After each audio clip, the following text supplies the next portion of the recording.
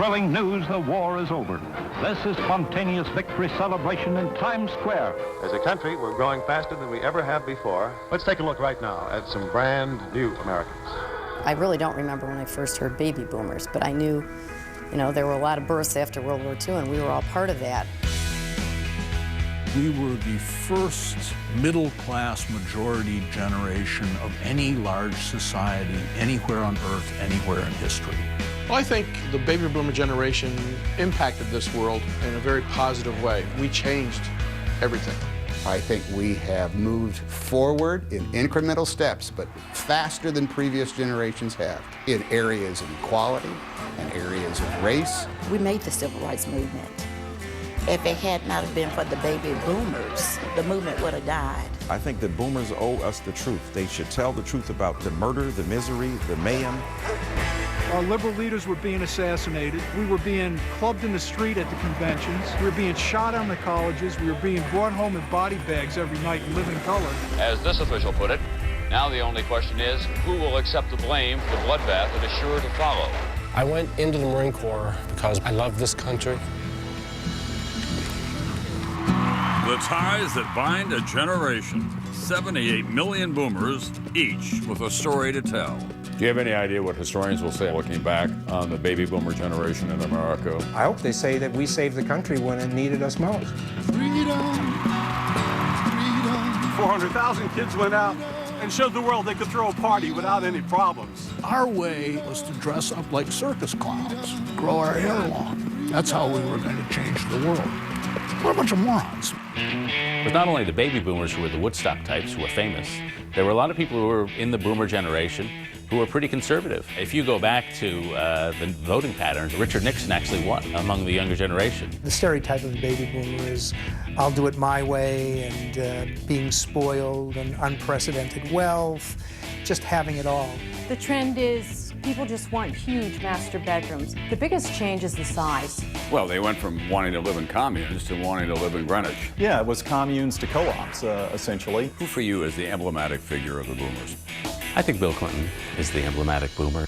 We made our mistakes, but so have all generations before, and so will all generations ahead. I think if you look at the life of the baby boomers, our lives were good.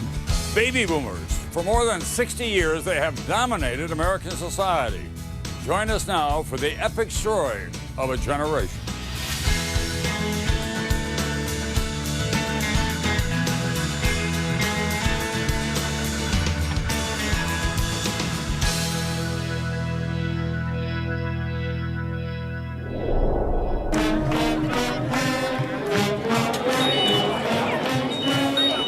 A Saturday afternoon in Ann Arbor, Michigan, home to one of the most passionate and enduring traditions in all of college football. Go Blue! Welcome to the Big House!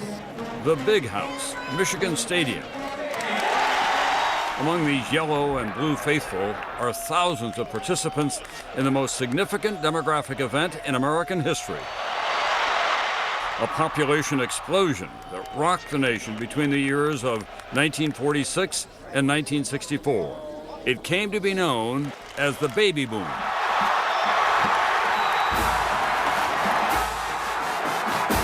We've come here to the campus of the University of Michigan homecoming weekend to take the pulse of a generation, the baby boomers. Back in the 1960s, this campus was known for its powerhouse football teams and especially for its social activism, its angry protest. Now, 40 years later, the boomers are coming back and bringing with them their old dreams, their expectations now reshaped by new realities. One of those baby boomers, Cheryl Elliott, University of Michigan, class of 1973. Were you conscious of the fact that you were the member of the largest generation in the history of mankind, the boomers, and did you think about what that meant? I knew we were because our schools were always crowded. There were a lot of births after World War II, and we were all part of that. I knew we were a force and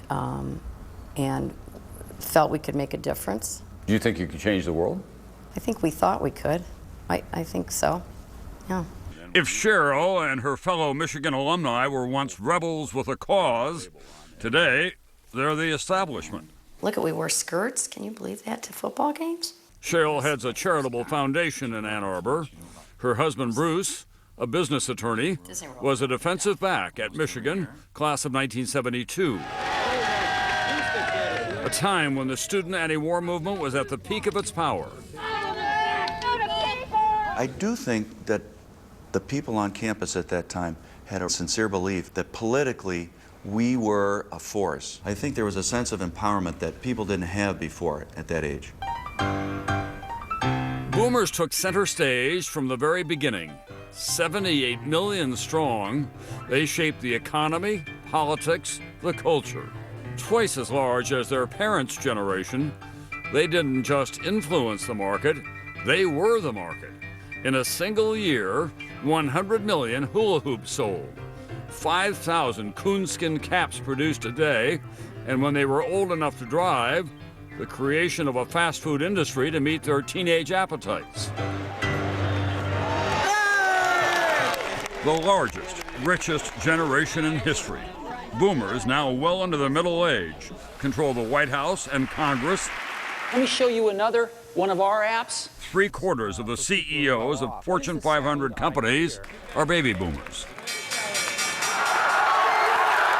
As an undergraduate, Jim Stapleton, class of 1981, ran track here. Today, he is a successful management consultant. I'm beyond blessed. I live a lifestyle I never thought I would dream of. My first job out of college was with Colgate-Palmolive in 1981.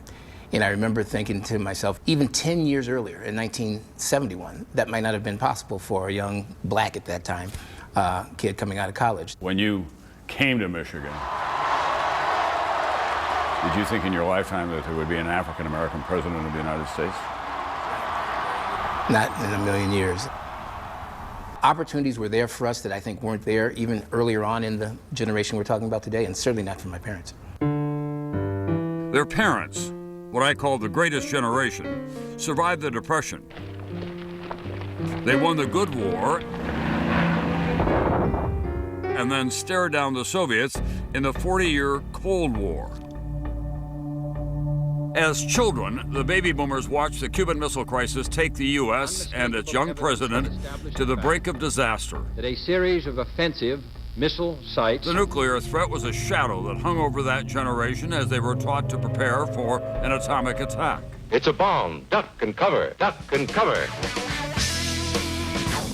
But eventually, fear and conformity gave way to a flowering of self-expression and sweeping social changes, including personal behavior. Right now, no one's listening here. Okay. I want to know the wildest thing you did when you were a co-ed here. Statute of limitations have run out. Wow, is this going to be on TV? Wildest thing? Well, you know, we all experimented with certain things. How stunned were you by the sexual liberation that you found in Ann Arbor? Well, that's certainly, you know, had an effect. That was a big change. Yeah, definitely. From the virgin 50s to the promiscuous 60s, right? Yeah. There was a morning after pill. Love the one you're with. Did you talk to your dad about that? No. Didn't talk to my dad or my mom about that. my husband still married me. That sexual freedom went hand in hand with freedom of expression and political activism. But there was also a movement in the other direction. Are you a boomer? I'm a boomer. Many, like Dick Lurch, saw the protest as an unwelcome intrusion. Were you part of the whole activism here? I was an engineer, you know. I was too busy doing my homework. Most people, when they think about the boomers and think about the 60s, they do think about the activists and their kind of countercultural attitudes. Uh-huh. You were not at all a part of that, and yet you were a boomer. That's correct. That's correct. There's always something like that going on, you know? The protesters and, you know, I don't know. I mean, I don't have time for it. But many students did. The violence and unrest at Michigan and other campuses provided the backdrop for all kinds of changes. You know that in the 1960s, women could not be cheerleaders? A major theme that we encountered again and again on this homecoming weekend is the night and day transformation